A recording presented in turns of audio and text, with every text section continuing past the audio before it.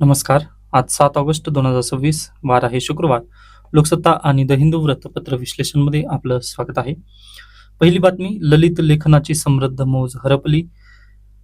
ज्येष्ठ साहित्यिक श्रीनिवास विनायक कुलकर्णी यांच्या निधनाने अर्धशतकाहून अधिक काळ साहित्य सेवा करणारा वृत्तस्थ लेखक काळाच्या पडद्याआड गेला आहे, अशी भावना सगळीकडून व्यक्त होत आहे.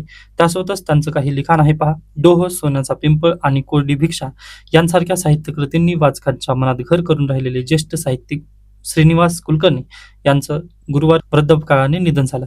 आता यामधील डोह, सोन्याची पिंपळ आणि कोरडी भिक्षा हे जे त्यांची साहित्य रचना आहे ते आपल्यासाठी अत्यंत महत्वाचे आहे. IMP आहे पहा, कंबाईन परीक्षांसाठी अत्यंत महत्वपूर्ण. प्लीज याला लक्षात ठेवा. ओके. त्याच्यानंतर पुढे चला. FCRA वर चर्चा पावसाळी अधिवेशनातच प्रश्नचिन्ह आहे पहा. आता अगदी FCRA foreign contribution regulation act हे अमेंडमेंट करण्यात येणार आहे पहा. व याला सर्वात प्रथम इंदिरा गांधी यांच्या कार्यकाळामध्ये हे आलेलं होतं. मग आता FCRA आल्यानंतर विदेशी ज्या संघटना आहेत त्यांना भारतीय संघटनांना किंवा ज्या आपल्या देशामध्ये NGOज काम करतात पहा, नॉन गव्हर्नमेंट ऑर्गनायझेशन जे काम करतात ना, त्यांच्यावरती खूप मोठा दबाव येणार आहे. आता अगदी पहा, 2020च्या नंतर म्हणजे शाहीनबाग प्रोटेस्ट झाल्यानंतर जे नेक्स्ट वेळेस FCRA मध्ये अमेंडमेंट करण्यात आली ना, त्या अमेंडमेंट मध्येच ऑलरेडी त्यांनी कठोर पावलं उचलली, जसं की नवी दिल्लीच्या SBI ब्रँच मध्येच तुमचं अकाउंट ओपन असायला पाहिजे.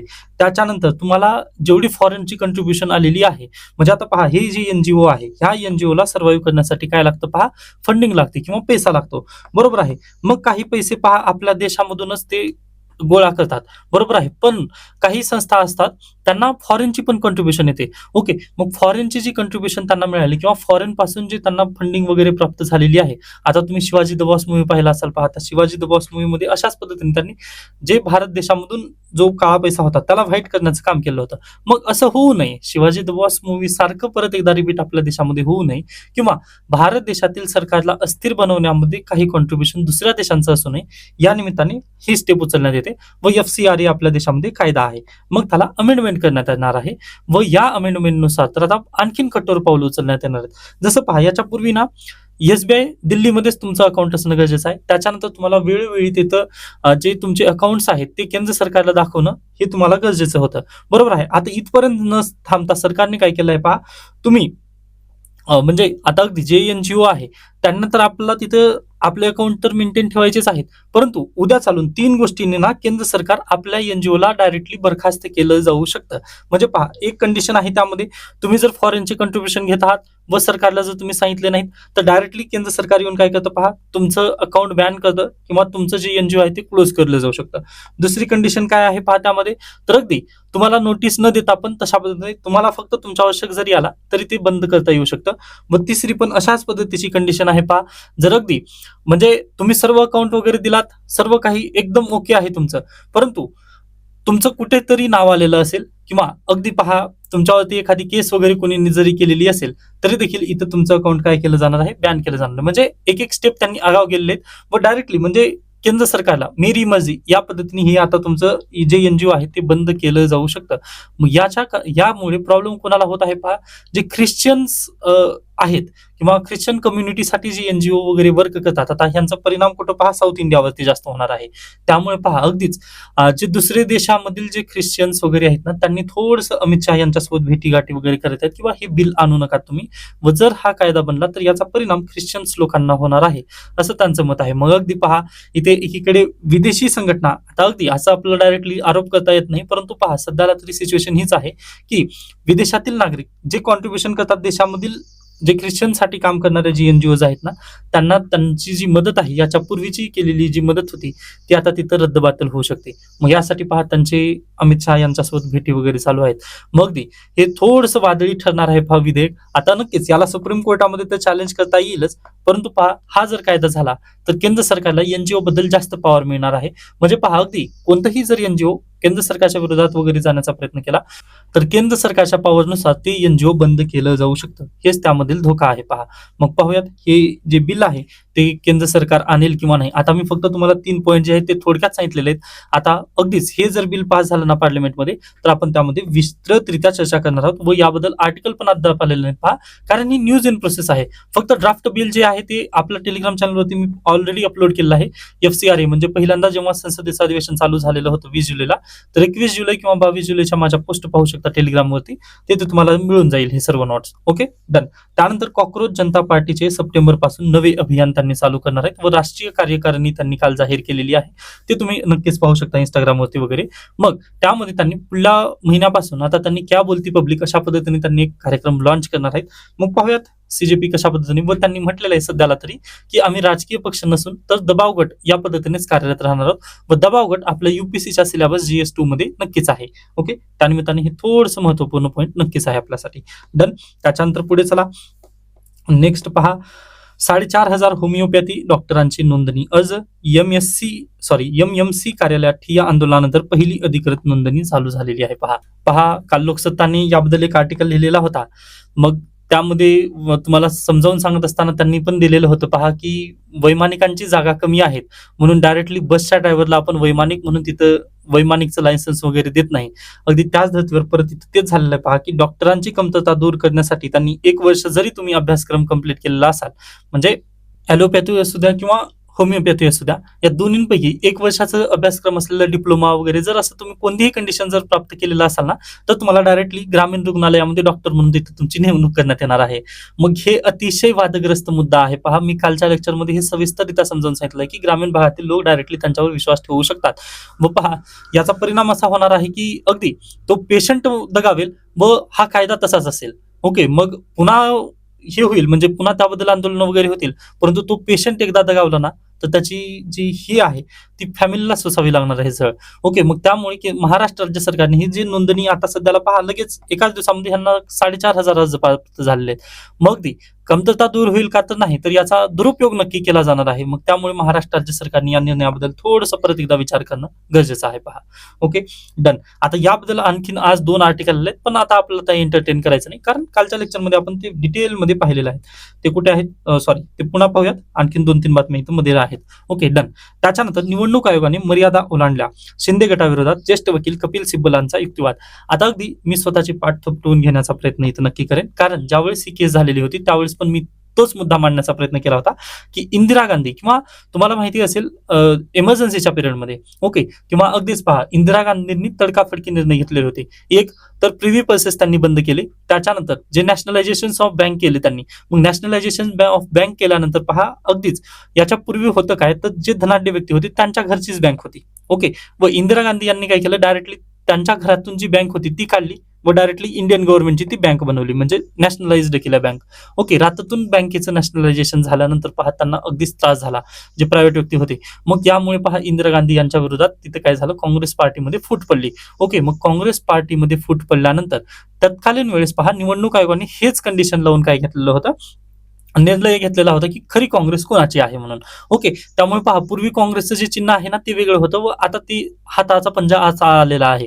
ओके, मग नक्कीच पहा पुढे काय झालं, त्या इंदिरा गांधी यांच्या केसमध्ये जे लूप होल्स होते ना, त्या लूप होलचा फायदा घेत शिवसेना केसमध्ये इलेक्शन कमिशन ऑफ इंडियाने तो निर्णय दिलेला होता व त्यावेळेस मी हे सर्व काही बोललेलंच होतं व कपिल सिब्बलनी पण तेच मांडण्याचा प्रयत्न केलेला आहे. पहा, कारण ज्यावेळेस शिवसेना एक शिवसेना होती आपल्या महाराष्ट्रामध्ये, बरोबर आहे. मग ती एक शिवसेना जी आहे ती त्याचे 2 स्प्लिट झाले. ओके, म्हणजे 2 तुकडे पडले, बरोबर आहे. मग 2 तुकडे पडल्यानंतर पहा उद्धव ठाकरे गट एकीकडे आला व एकनाथ शिंदे यांचा गट एकीकडे आला, बरोबर आहे. मग एकनाथ शिंदे यांच्याकडे फक्त काय होतं, लेजिस्लेटिव्ह पद्धतीने त्यांच्याकडे आमदार आणि खासदारांची संख्या होती, पण ग्राउंड लेवलवरती पाठबळ त्यांच्याकडे होतं का, तर बिलकुल नाही. व उद्धव ठाकरे यांच्याकडे पहा जरी आमदार नसले ना तरी त्यांच्याकडे ग्राउंड लेवलवरती पाठबळ होतं.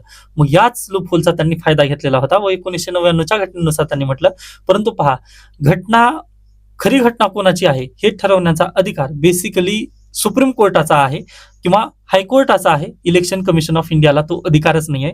हेच काल सिद्ध करण्याचा प्रयत्न काल कपिल सिब्बल यांनी केला आहे. आता फक्त मी थोडक्यात तुम्हाला ही कंडिशन सांगितली किंवा ही थोडक्यात केस सांगितलेली आहे. आता नक्कीच थोडंसं थांबा, मी 3 ते 4 वर्षापासून वेट करत आहे या केसला समजावून सांगण्याचा, पण नक्कीच एगरली वेटिंग. देर आहे दुरुस्त आहे, आपण त्याला परत एकदा पुन्हा पाहणारच आहोत. म्हणजे एकदा फायनल जर जजमेंट आलं ना, तर मी अगदी इंदिरा गांधी यांची केस काय झाली होती वगैरे हे सर्व काही डिटेलमध्ये समजावून सांगण्याचा प्रयत्न करणार आहे. ओके, निश्चिंत राहा. आता सध्याला का बोलत नाहीत, कारण ही पब्लिक प्लॅटफॉर्म आहे व आताच आपण जर निर्णय दिला तर ते वेगळ्या पद्धतीने जाईल. कारण मी पण याचा नक्कीच अभ्यास केलेला आहे व रिप्रेझेंटेशन ऑफ पीपल ऍक्ट आपला GS2 मध्ये हा सिलेबसचा पॉईंट आहे. त्यामुळे पण याला विशेष लक्ष देणं काळाची गरज आहे. Okay, done. त्याच्यानंतर आणखीन एक जर महत्वाचं जर बोलायचं म्हटलं पहा, तर तुम्हाला माहिती असेल मी काल तुम्हाला जातनिहाय जी जनगणना आहे याबद्दल बोलण्याचा प्रयत्न केला व त्याचा व्हिडिओ जेव्हा देण्याचा प्रयत्न मी केला त्यावेळेस ते 2023चा व्हिडिओ होता. ओके, म्हणजे तेव्हा शिकवलेलं आज घडीला कामात येत आहे. म्हणजे नक्कीच थोडंसं आहे माझ्याकडे नॉलेज किंवा मी ते शेअर करू शकतो असं मला कालच्या व्हिडिओवरून वाटलं. त्यामुळे नक्कीच विश्वास ठेवा, किंवा जर ज्यांना विद्यार्थ्यांना पाहिजेच आहे तर आपण पूर्वीचे जे लेक्चर्स आहेत तुम्ही नक्कीच पाहू शकता. जुलै महिन्यामध्ये जेव्हा पार्टीचं स्प्लिट झालेलं होतं, शिवसेनेचं जे स्प्लिट झालं होतं ना, त्यावेळेस माझे सर्व व्हिडिओ तुम्ही पाहून घ्या. एका तरी लेक्चरमध्ये मी सर्व काही डिटेलमध्ये डिस्कशन केलेलंच असेल. कारण मी सुप्रीम कोर्टाला नक्कीच ऑब्झर्व करत असतो व कॉन्स्टिट्यूशन लॉ जे पुस्तक आहे माझ्याकडे त्याचा पण मी वापर घेत असतो. व मी म्हटलं ना, रिप्रेझेंटेशन ऑफ पीपल ऍक्ट आपला कायदा आहे. ओके, त्यामुळे प्लीज याला थोडंसं आपलं ऑब्झर्वर नक्की बनायचं आहे. डन. त्याच्यानंतर नेक्स्ट न्यूज पहा, गोवर्धन योजनेसाठी 23,000 कोटी केंद्र सरकारने दिलेले आहेत. व गोवर्धन जी योजना आहे, लास्ट इयरला नाबार्ड परीक्षेला हा प्रश्न आलेला होता, यावर्षी पण येईल. मे बी 2024 आणि 2025 2 वर्षासाठी हा प्रश्न सेम टू सेम आलेला होता. याला इम्पॉर्टन्स देत आहोत. काय इम्पॉर्टन्स देत आहोत तर तुम्हाला माहिती आहे, LPG अमेरिका आणि इराण युद्ध चालू झाल्यानंतर पहा स्टेट ऑफ हॉर्मुझ बंद झालं व स्टेट ऑफ हॉर्मुझ बंद झाल्यामुळे त्याचा परिणाम कुठे झाला तर जे LPGचं शॉर्टेज आपल्या देशामध्ये व्हायला लागलं. कारण पहा आपलं 80 ते 90% जे LPG धोरण आहे ना ते अगदीच मिडल ईस्ट वरती अवलंबून आहे व मिडल ईस्ट मधील जे स्टेट ऑफ हॉर्मुझ बंद झालं ना त्याचा फटका LPG वरती झालेला होता. मग आता LPG वरती आपण जास्तरित्या अवलंबून राहू नये यासाठी जे केंद्र सरकार आहे ना त्यांनी बायोगॅस वरती शिफ्ट होण्याचा प्रयत्न करत आहेत. मग बायोगॅस वरती शिफ्ट होण्यासाठी गोवर्धन योजनेचा आपण अवलंब करत आहोत. मग त्यासाठी पहा 23,000 कोटी रुपये केंद्र सरकारने त्या योजनेसाठी सँक्शन केले आहेत. तर प्लीज गोवर्धन ही जी योजना आहे ती लक्षात ठेवा, परीक्षेला याबद्दल प्रश्न विचारले जाऊ शकतात. डन. आता ही योजना कशासाठी आहे तर बायोगॅस बायोगॅस जे प्लांट्स आहेत ना त्याला विकास करायचा आहे किंवा बायोगॅस प्लांट जागोजागी आपल्याला लावायचे आहे त्यासाठी आहे हे. ओके, याच्या पूर्वीच्या पण लेक्चर्स मध्ये पहा, आय थिंक द हिंदू मध्ये हा एक आर्टिकल आलेला होता. शक्य झालं तर तो परत मी व्हिडिओ स्प्लिट करून तुम्हाला देण्याचा प्रयत्न करेन, कारण मी हे परत एकदा शिकवलेलंच आहे याच्यापूर्वी. Okay, done. त्याच्यानंतर पुढे चला, नेक्स्ट पहा. आता हा आर्टिकल आहे, ऑलिम्पिक स्वप्नांपूर्वी आत्मपरीक्षण हवे. हा लोकसत्ताचा आर्टिकल आहे व द हिंदू मध्ये पण असाच एक आर्टिकल आलेला आहे कॉमनवेल्थ बद्दलचा. तो कुठे आहे पहा, की त्यांचं म्हणणं काय आहे की directly Commonwealth should the Commonwealth games scrapped. Okay, म्हणजे कॉमनवेल्थ जे गेम्स आहेत किंवा राष्ट्रकुल ज्या स्पर्धा आहेत त्या बंद कराव्यात का. हा आर्टिकल अगदी निगेटिव्ह सेन्स मधून जरी असला तरी लोकसत्ताने इथं दिलेला आहे आत्मपरीक्षण असायला हवे. म्हणजे दोघांचा जो सेन्स आहे तो एकच आहे. ओके, मग या दोघांचं मर्ज करून आपण याला समजून घेण्याचा प्रयत्न करूयात. तर पहिलं आहे पहा यामधील पहिला जो पॉइंट आहे, तर यावर्षी ग्लासगो येथे ज्या स्पर्धा झाल्या, राष्ट्रकुल स्पर्धा झाल्या, त्यामध्ये भारत देशाला नक्कीच थोडंफार यश आलेलं आहे. जवळपास आपण 39 पदके जिंकलेली आहेत व ती पदकांची जी तालिका आहे ती आपल्या टेलिग्राम चॅनलवरती मी ऑलरेडी अपलोड केली आहे. ते गट क किंवा गट ब या कंबाईन परीक्षेला नक्की उपयोगाची आहे. तर प्लीज ते एकदा वाचून घ्या. त्यामधील सुवर्ण पदके त्यानंतर रौप्य पदके हे तुम्हाला लक्षात ठेवायचे आहेत. तर पहा, यावर्षीची जी राष्ट्रकुल स्पर्धा आहे ना ती बेसिकली व्हिक्टोरिया येथे होणार होती. ओके, परंतु त्यांनी डायरेक्टली काय केलं पहा, माघार घेतली व त्यांनी कॉमनवेल्थ पासून बाजूलाच गेले. आता ते कॉमनवेल्थ मध्ये येणार नाहीत असं म्हटलं. मग त्यावेळेस पहा अगदीच लवकरात लवकर त्यांना यजमान देश ओळखायचा होता. मग स्कॉटलंड समोर येत त्यांनी म्हटलं की बाबा मी स्पर्धा आयोजन करेल, परंतु पहा माझ्याजवळ तेवढं इन्फ्रास्ट्रक्चर वगैरे नाही, त्यामुळे मी काय कमी खेळ तिथं घेईल. ओके, मग त्यामुळे पहा 9 खेळ तिथं वगळण्यात आले. ओके, मग 9 खेळ वगळल्यानंतर भारत देशाला याचा फटका नक्की बसला पहा. ओके, मग आता ऍथलेटिक्स होतं, बॉक्सिंग होतं, त्यानंतर जुडो होतं, यामध्ये भारत देशाने चांगली कामगिरी केलेली आहे. मग याला अनुसरून आता थोडक्यात हे विश्लेषण असणार आहे. तर पहा, 2030 ची जे काय म्हणू शकता राष्ट्रकुल स्पर्धा आहे ती भारत देशात होणार आहे व 2036 ची जी ऑलिम्पिक आहे ना ती पण भारत देशामध्ये होणार आहे. मग आता पहा, तुम्हाला माहिती असेल की एकदा जर आपण इन्फ्रास्ट्रक्चर डेव्हलप केलं ना खेळाचं, तर ते अगदी तशाच पद्धतीने तेवढ ठेवावं लागेल, अन्यथा पहा ते इन्फ्रास्ट्रक्चर वेस्ट होणार आहे. ओके, म्हणजे जसं याच्या पूर्वी पण पहा पॅरिस येथे ऑलिम्पिक वगैरे झाले होते ना, मग त्यांचं जे इन्फ्रास्ट्रक्चर आहे ना त्यांनी भरपूर पैसे खर्च केले व ते वेस्ट झालं, वेस्टेज ऑफ मनी आहे. ओके, म्हणजे पहा ना तुम्ही, आता 2010 मध्ये कॉमनवेल्थ गेम झाले होते भारत देशामध्ये, बरोबर आहे. त्यावेळी जे इन्फ्रास्ट्रक्चर डेव्हलप झालेलं होतं ना, त्यावरती पण भरपूर अपव्यय तिथं झालेला होता. त्यामध्ये पहा एक स्कॅम पण झालेला होता, म्हणजे अगदीच मनमोहन सिंग यांचं सरकार त्याच गोष्टींमुळे वगैरे थोडंसं लाईमलाईटमध्ये आलेलं होतं पहा. ओके, कॉमनवेल्थ गेम्समध्ये. मग आता पण इथं तशाच पद्धतीची कंडिशन आहे पहा. भारत देश 2030 मध्ये कॉमनवेल्थ गेम्सचं आयोजन करेल. मग कॉमनवेल्थ गेम्सचं आयोजन केल्यानंतर पहा त्याचं इन्फ्रास्ट्रक्चर आपल्याला डेव्हलप करावं लागेल. आता हे कुठं होणार आहे? गुजरातमध्ये. गुजरात अहमदाबाद येथे, बरोबर आहे. मग अहमदाबादमध्ये जर आपल्याला कॉमनवेल्थचं आयोजन करायचं असेल तर आपला खूप फंडिंग वगैरे तिथे लागेल व पैसा तिथं नक्कीच आपण देऊ. पैशाचं आपल्याला कमतरता नाही, आपला भारत देश चांगला आहे. परंतु प्रॉब्लेम कुठं आहे? तर कॉमनवेल्थ गेम्स झाल्यानंतर त्या इन्फ्रास्ट्रक्चरचं काय करायचं? जसं पहा जलतरण, तिथं जर गेम्स जलतरणच्या असतील तर तिथं आपला स्विमिंग पूल वगैरे तिथं डेव्हलप करावं लागेल. म्हणजे इंटरनॅशनल गेम्स तिथं व्हावेत अशा पद्धतीने आपलं इन्फ्रास्ट्रक्चर डेव्हलप करावं लागेल. व वेळोवेळी जर तिथं स्पर्धा घेतल्या नाही तर ते काय होईल पहा? वेस्टेज ऑफ मनी होईल. मग यासाठी पहा भारत देशाचा हा पाऊल अगदी चांगला आहे की 2030 मध्ये आपण काय करणार आहोत? कॉमनवेल्थचं आयोजन करणार आहोत व 2036 मध्ये भारत देश ऑलिम्पिकचं आयोजन करणार आहे. म्हणजे अगदी फक्त 5 वर्षानंतर आपल्याला त्यामध्ये अपग्रेडेशन करायचे आहेत. मग अपग्रेडेशनसाठी आपल्याला पैसा जास्त लागणार आहे का? तर बिलकुल नाही. थोडाच तिचा पैसा लागणार आहे. व पहा आता 2030 आणि 2036च्या स्पर्धा भारत देशामध्ये आहेत. या कारणानिमित्त पहा जे फॉरेनर्स आहेत ते पण फंडिंग देण्यासाठी तयार आहेत. ओके, जे ऍडव्हर्टायझर्स वगैरे असतात पहा, त्यामुळे भारत देशाला याचा फायदा नक्की आहे. ओके, हा एक प्लस पॉईंट आहे आपला, बरोबर. मग पैशाची तर चिंता आपण सोडली, बाजूला झालं. पण पहा आता इथं समस्या काय आलेली आहे, तर तुम्हाला माहिती असेल ऑलिम्पिक हे सगळ्यात जास्त मोठं आहे, म्हणजे +1चं आहे ते, किंवा 1 नंबरला आहे ऑलिम्पिक. त्याच्यानंतर 2 नंबरला पहा अगदी आपल्याकडे आशियाई स्पर्धा किंवा राष्ट्रकुल स्पर्धा आपण असं म्हणतो. आता लोकसत्तानी इथं 2ऱ्या नंबरच्या पातळीचा खेळाला दिलेला आहे पहा. परंतु द हिंदूनी इथं काय म्हटलेलं आहे? राष्ट्रकुलला 3ऱ्या नंबरच्या पायदानावरती आहे त्या. आता 3ऱ्या नंबरच्या का? तर आशियाई स्पर्धा वगैरे येतात ना, त्या कारणानिमित्त. कारण पहा ऑलिम्पिकमध्ये ना प्रत्येक देश सहभागी होतो. ओके, सर्व देश इथं सहभागी होतात ऑलिम्पिकमध्ये. राष्ट्रकुलमध्ये राष्ट्रकुलचे सदस्य असणारेच देश सहभागी होतात आणि आशियाई स्पर्धामध्ये पहा फक्त जे आशियन कंट्रीज आहेत ना ते सहभागी होतात, बरोबर आहे. मग सगळ्यात टॉपला कोण आहे? ऑलिम्पिक आहे. मग ऑलिम्पिकमध्ये आपल्याला जर चमकायचं असेल तर आतापासून तयारी खूप गरजेची आहे, बरोबर.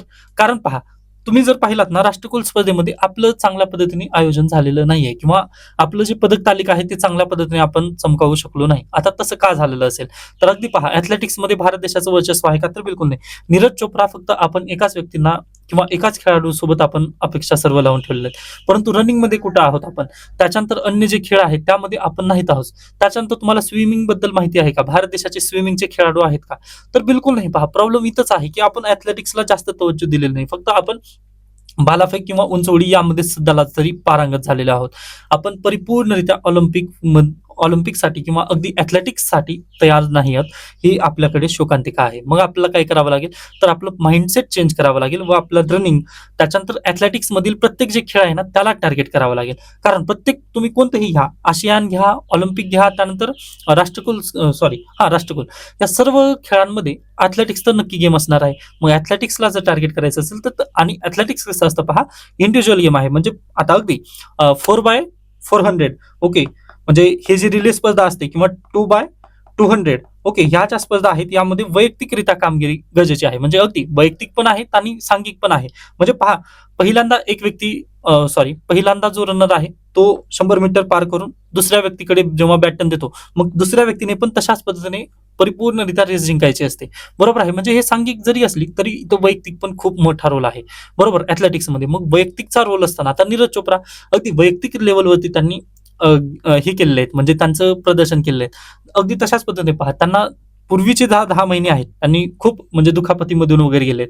आता अगदी त्यांचा आपण समजू शकतो. परंतु ऍथलेटिक्स ओव्हरऑल जर विचार केला ना तर आपलं प्रदर्शन कॉमनवेल्थ गेम्समध्ये चांगलं राहिलेलं नाहीये. ओके, त्याच्यानंतर जलतरण स्पर्धा यामध्ये पण भारत देश थोडासा कमी झालेला आहे, बरोबर. तसंच पहा आता जुडोमध्ये भारत देशाने यापूर्वी पहा जुडोमध्ये कधी विचारच नव्हता केला की आपण तिथं सुवर्ण पदक आणू शकतो.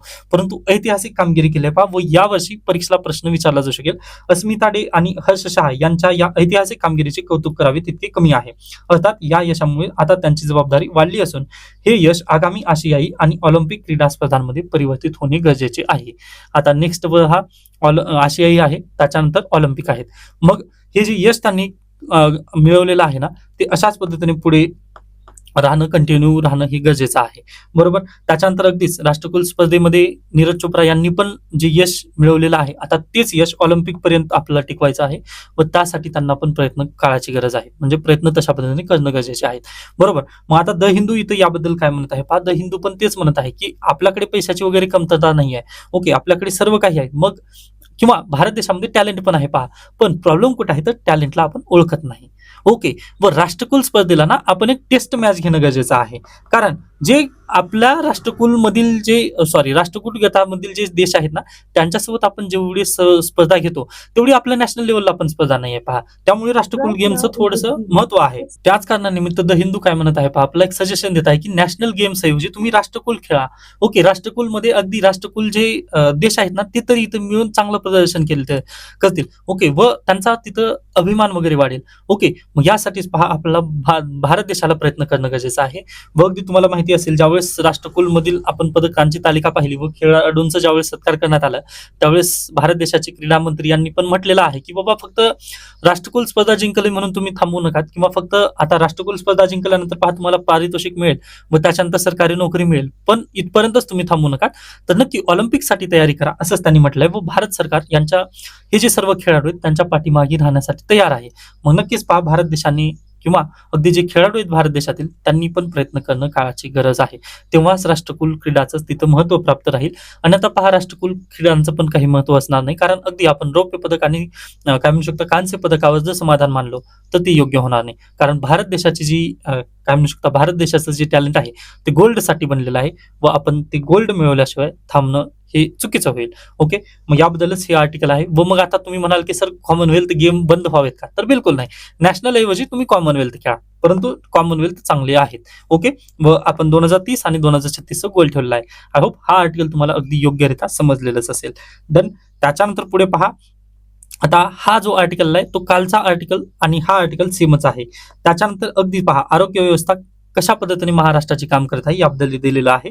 आता इथे पहा, महाराष्ट्राच्या आरोग्य व्यवस्थेमध्ये किती त्रुटी आहेत, किंवा आपण काम करूयात मंडेला जे आपलं निबंध असतं ना, त्या निबंधामध्ये आरोग्य व्यवस्थेबद्दलच एक निबंध टॉपिक देण्याचा प्रयत्न करेन मी. त्यावेळेस जी ही आहे ना, ही आकडेवारी इथे दिलेली आहे पहा, की आपल्या महाराष्ट्रामध्ये किती मेडिकल बद्दलची जी पदं आहेत ना ती रिक्त आहेत. तुम्ही पाहू शकता 55%, 42%, 66%, 41%, 23%, 29% एवढी पदं रिक्त आहेत. मग ह्या पदांना आपल्याला भरावं लागेल. ओके, मग त्यासाठी महाराष्ट्र सरकारची पॉलिसी पण थोडंसं, परंतु एवढं पण नाही ना. ओके, की 1 वर्ष जर तुम्ही काही कोर्स केला तर डायरेक्टली तुम्हाला डॉक्टर, हे चुकीचं आहे ना. हा, नक्की बनवा तुम्ही, पण तिथं कन्सल्टंट वगैरे तशा पद्धतीने काही जर तुम्ही दुसऱ्या पद्धतीचं जर ठेवलात तर ते बेटर असेल. आणि आता ग्रामीण भागामध्ये जर तसं 1 वर्षीय डॉक्टर जर पाठवला तर ते नक्की नुकसानच आहे. ओके, त्यामुळे थोडंसं याला पुनर्विचार होणं खरंच महाराष्ट्र शासनाचा गरजेचं आहे. डन.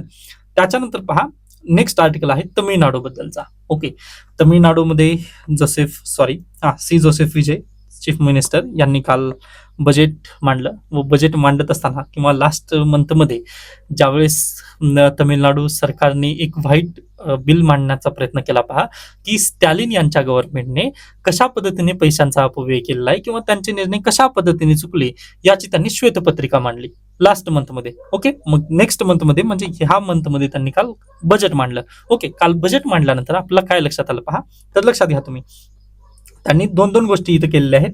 पहिला आहे पहा, त्यांनी ज्यावेळेस नववधू असेल म्हणजे लग्नाच्या वेळी लग्न समारंभामध्ये 8 ग्रॅम सोन्याची अंगठी, सोन्याचं जे नाणं आहे ते दिलं जाणार आहे नववधूला, आणि एक सिल्कची साडी दिली जाणार आहे पहा सरकारी खर्चाने. ओके, व यासाठी पहा तमिळनाडू राज्य सरकारने किती 812 कोटी रुपयांची तरतूद केलेली आहे. ओके, किती 8 ग्राम सोन्याचं नाणं आणि एक सिल्कची साडी नववधूला दिली जाईल. त्यानंतर दुसरी स्कीम आहे पहा, की जे बालक सरकारी रुग्णालयामध्ये जन्माला येईल त्याला 1 ग्रामची सोन्याची अंगठी तिथं देण्यात येणार आहे. बरोबर आहे. व यासाठी पहा त्यांनी 560 कोटी रुपयाची तरतूद केलेली आहे या वर्षीच्या बजेटमध्ये. पहा, नवविवाहित जे जोडपं असतील त्यामधील नववधूला त्यांनी 8 ग्राम सोन्याचं नाणं आणि 1 सिल्कची साडी देणार आहेत व नवजात शिशुला 1 ग्रामची सोन्याची अंगठी तिथे देणार आहेत व अशा पद्धतीने त्यांनी बजेट मांडलेलं आहे. मग आता हे बजेट मांडण्यावरती त्यांच्यावरती काही प्रेशर वगैरे होतं का? तर बिलकुल नाही. पण पहा, त्यांनी ज्यावेळेस टीव्हीके इलेक्शनमध्ये आलेलं होतं त्यावेळेस त्यांनी मॅनिफेस्टोमध्ये हे लिहिलेलं होतं की बाबा आम्ही जर निवडून आलो तर आम्ही हे वचन पूर्ण करू. बरं, ठीक आहे. मग अशा पद्धतीने त्यांनी आता वचनपूर्ती केलेली आहे. मग आता लक्षात घ्या, आपला हा प्यारा भारत आहे. प्यारा भारतमध्ये पहिले 2 राज्य आहेत जे एकदम चांगल्या पद्धतीने विकसित होते पहा, किंवा विकास करत होते.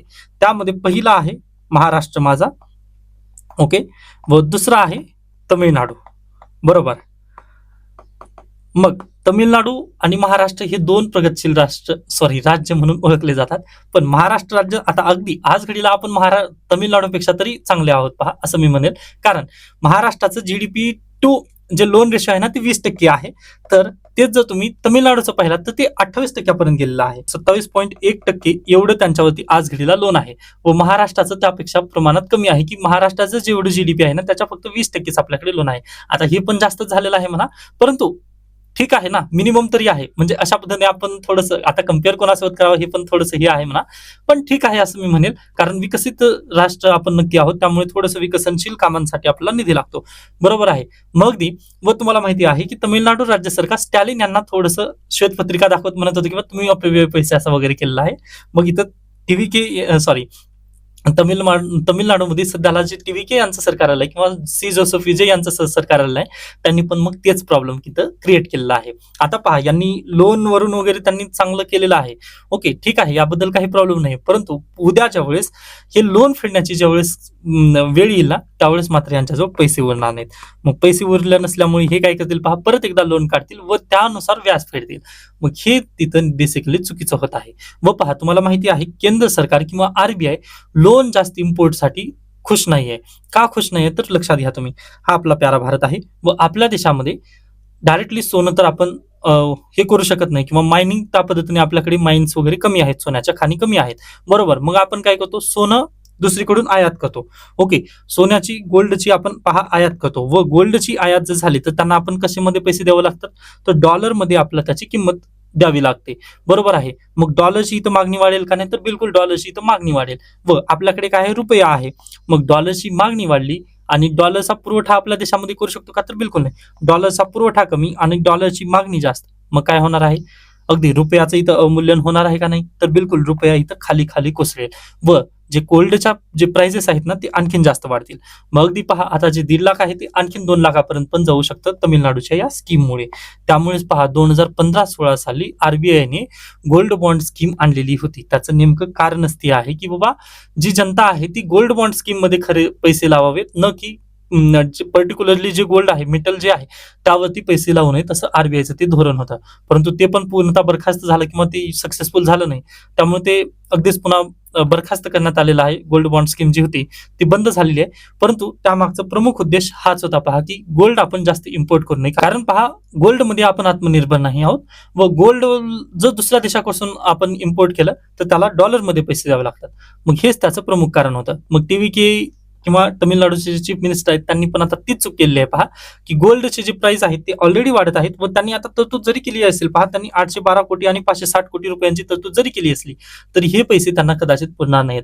कारण पहा, वेळोवेळी तिथे अगदीच नवविवाहित जोडपं वगैरे येणारच आहेत आणि वेळोवेळी पहा तिथं मुलांचा जन्म होणारच आहे. मग अगदी तिथं त्यांना पैसे तिथं द्यावेच लागतील किंवा गोल्ड तिथं द्यावंच लागेल. त्याच्यानंतर आता इथं लेखकांनी काय म्हटलंय पहा, एक निगेटिव्ह न्यूज पण आहे आपल्यासाठी, की अशी काय गॅरंटी आहे की जे नवविवाहित जोडपं आहे ते 8 ग्राम सोन्याच्या नाण्यासाठी परत परत लग्न करणार नाही. नक्कीच पहा, हे कंडिशन तिथं आहे. म्हणजे होऊ शकतं इथं काय म्हणू शकता, दुरुपयोग या स्कीमचा नक्की होईल पहा, ओके. मग अगदीच तमिळनाडू सरकारने याबद्दल थोडंसं पावलं चांगल्या पद्धतीने फुकून टावणं गरजेची होती, परंतु त्यांनी आता ते ब्लंडर केलेलं आहे. फक्त आपल्याला न्यूज इन प्रोसेस असल्याने आता पाहत राहणं गरजेचं आहे, आपलं तेवढंच महत्वाचं आहे, ओके. व अगदीच महाराष्ट्र माझा या निमित्ताने आपण चांगल्या कंडिशन मध्ये आहोत असं मी स्वतःला नक्की समजेन, ओके, डन. त्यानंतर पुढची बातमी पहा, पुनर्विकास करत आहात ही काळजी घेतली का. आता हा आर्टिकल बेसिकली सोसायटींसाठी आहे, पण अगदी आपल्याला पण थोडक्यात माहिती असावं या निमित्ताने लक्षात घ्या.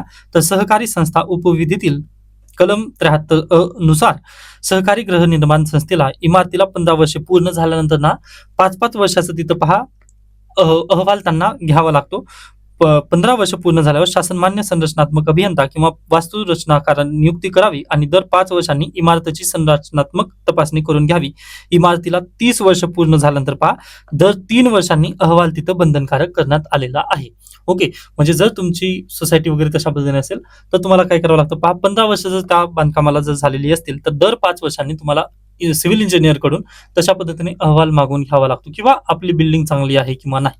ओके, त्यानंतर 30 वर्षानंतर पहा दर 3 वर्षांनी तशा पद्धतीने अहवाल कंपल्सरी करण्यात आलेला आहे. हा एक महत्वाचा पॉईंट आहे. कदाचित परीक्षेला विचारेल किंवा नाही, पण जनरलिस्टिक म्हणून तुम्हाला हे लक्षात ठेवा पॉईंट. ओके, उर्वरित गरजेचं नाही आहे. पहा आता हे मुंबई बद्दलचं आहे, पण ठीक आहे, तुम्हाला माहिती असावं म्हणून मी हे सर्व काही सांगितलेलं आहे. त्यानंतर हा पण पॉईंट आपण पाहिला आहे तामिळनाडूची न्यूज. ओके, त्याच्यानंतर लोकसत्ताचं वृत्तपत्र जे आहे ते मी तुम्हाला ऑलरेडी दिलेलं आहे, टेलिग्राम चॅनलवरती आहे, ते प्लीज तुम्ही वाचायचं आहे. यामधील मानवी मूल्य हे इथिक्स पेपरचा हा पॉईंट दिलेला आहे, मानवी मूल्य, व विद्यार्थी त्याबद्दलच लिहित आहे त्यांचं, त्यामुळे नक्कीच ह्याला तुम्ही थोडंसं वाचून घ्या, थोडंसं फायदा नक्की होईल. ओके, त्याच्यानंतर नेक्स्ट हा आर्टिकल तुम्हाला नक्की वाचायचा आहे. ओके, व्हिवा म्हणजे झेंझी भाषा बेधडक की बेलगाम. ओके, किंवा आपण याबद्दल पण एक निबंध वगैरे नक्की लिहिण्याचा प्रयत्न करू शकतो. ओके, आता नक्कीच मी विषय तुम्हाला रविवारी देईन व जे उर्वरित नेक्स्ट प्रश्न आहेत ना ते पण तुम्हाला रविवारी देण्याचा प्रयत्न करेन. व सध्याला पहा आयाचे क्लासेस वगैरे होते, त्यानिमित्ताने तुमचे अँसर्स चेक करणे झाले नाहीत. मी 1-2 दिवसांमध्ये तुमचे सर्वांचे अँसर्स वगैरे तिथे चेक करून तुम्हाला तुमच्या कॉपी नक्की देईन. ओके, थोडंसं पेशन्स ठेवा, तुम्हाला नक्कीच मी तुमचे अँसर्स देणार आहे. Okay, done. त्याच्यानंतर इंटरनॅशनल रिलेशनचे आता भूटान चालू आहे पहा, ज्या विद्यार्थ्यांना एनरोल करायचं आहे त्यांनी नक्कीच माझ्याशी संपर्क साधू शकता. आता मी नक्कीच त्याला तुफान पद्धतीने पळवण्याचा प्रयत्न करणार आहे, आता म्हणजे हे झालेलं आहे ते खूप. Okay, done. त्याच्यानंतर पुढे तर अशा पद्धतीने आजचा लोकसत्ता इथं संपतो बेसिकली. त्यानंतर आजचं द हिंदू. आता द हिंदू मध्ये पण पहा 1-2 महत्वाच्या बातम्या आहेत. ही एक बातमी महत्वाची आहे. त्याच्यानंतर जो नेक्स्ट आर्टिकल आलाय सुप्रीम कोर्ट बद्दलचा किंवा हे बीजिंगचं डेव्हलपमेंट पॅनल कशा पद्धतीने आहे याचं ना मी एक आर्टिकल आपली पीडीएफ आहे ना, त्यामध्ये डेली मॅगझिनची जी पीडीएफ आहे त्यात मी आणलेली नाहीये, परंतु आपल्या टेलिग्राम चॅनलला व्हिजिट केलात ना तर तिथं मी 0708 नावाची पीडीएफ आहे ना, त्यामध्ये हा आर्टिकल आणि हे एक नेक्स्ट आर्टिकल हे दोन्ही दिलंय व पूर्व परीक्षेचे फॅक्ट आहेत ना हे या दोन्ही आर्टिकल मध्ये भरभरून दिले, तर ते प्लीज तुम्ही स्वतःहून वाचून घ्यायचे आहेत. आता मला हा आर्टिकल एकदा एक्सप्लेन करायचा आहे. Handloom viewing India's heritage into global growth. पहा आज 7 ऑगस्ट आहे व 7 ऑगस्ट सर्वांना माहिती असेल की स्वदेशी चळवळ आजपासून चालू झाली होती 1905 मध्ये, व काल रात्री पंतप्रधान नरेंद्र मोदी यांनी रील पण इंस्टाग्रामवरती शेअर केलेली आहे व त्यांनी म्हटलंय पहा की हातमाग उद्योगाला ना पुढे पुढे घेऊन जायचं आहे. मग यासाठी प्रत्येकाने हातमागाची एखादी वस्तू वगैरे तिथं खरेदी करा किंवा त्याबद्दल एखादी रील बनवून सोशल मीडियावरती शेअर करा असं त्यांनी म्हटलेलं आहे. ओके, व पहा लास्ट वीक मध्ये आपण फ्रेंडशिप डे तिथं साजरा केला. मग त्यावेळेस जेव्हा विद्यार्थ्यांनी आता विद्यार्थी दशेमध्ये जर तुम्ही असाल तर नक्कीच तुम्हाला तिथं बँड वगैरे तुमच्या मित्रांनी बांधलेले असतील. मग ती तशाच पद्धतीने पंतप्रधान नरेंद्र मोदी यांनी पण म्हटलंय की फ्रेंडशिप डेच्या बँड ऐवजी तुम्ही हातमाग उद्योगांनुसार जे गमछा वगैरे आपल्याकडे मिळतं ते तुम्ही नक्की वापर करा असं त्यांनी प्रोत्साहन दिलेलं आहे.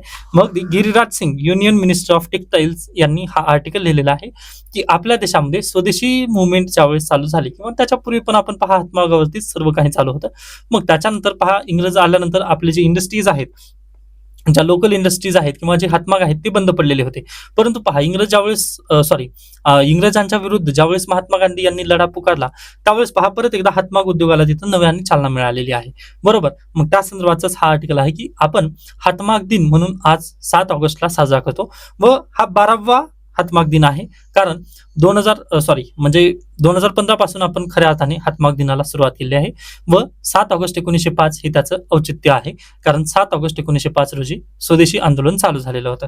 आता हिस्ट्रीमध्ये तुम्हाला वापस जाऊन तुम्हाला काय करायचं आहे, स्वदेशी आंदोलनाचं पूर्णतः ध्येय काय होतं, त्यानंतर त्याची बॅकवर्ड लिंकेजेस जे आहे हातमाग बद्दलचं ते तुम्हाला वाचून घ्यायचं आहे. डन. त्याच्यानंतर नेक्स्ट पहा सध्याला भारत सरकार हातमागवरती काय काय करत आहे याबद्दलचा हा आर्टिकल थोडक्यात सांगण्याचा प्रयत्न केलेला आहे. व इथे सर्वात महत्वाचा पॉईंट देण्यात आलेला आहे की तुम्हाला माहिती आहे का की जे कापूस आहे आपला तो सिंधू संस्कृतीपासून आपण पिकवतो. ओके, व कापसापासून पुन्हा हातमाग उद्योग चालतात. बरोबर आहे. मग सिंधू संस्कृतीमध्ये कापूस होता का असा पूर्व परीक्षेला प्रश्न विचारला जाऊ शकतो. तर बिलकुल येस, सिंधू संस्कृतीमध्ये कापसाचा वापर केला जात होता. त्यानंतर वैदिक संस्कृती. ओके, त्यामुळे आपण हँडलूम जे आहे आपलं ते कुठून वारसानुसार आपला प्राप्त झालेला आहे. बरोबर, व 18व्या शतकापर्यंत जागतिक वस्त्रोद्योग मध्ये भारत देशाचे वर्चस्व होते. परंतु पहा पुन्हा इंडस्ट्रीयल डेव्हलपमेंट झाली किंवा अगदीच इंग्रजांनी पुन्हा आपले अगदी त्यांचं इंडस्ट्रीयल काय म्हणू शकता कापड आपल्या देशात आणलं व आपलं जे हँडलूम जे हेरिटेज होतं ना ते थोडं थोडं थोडं कमी व्हायला लागलं. त्याचं नेमकं कारण होते पहा ब्रिटिश. ओके, त्याच्यानंतर पहा आता इथे मी आपल्या पीडीएफ मध्ये पण दिलेले हातमाग क्षेत्राचे सामाजिक व आर्थिक चित्र काय आहे ते थोडक्यात पाहूयात.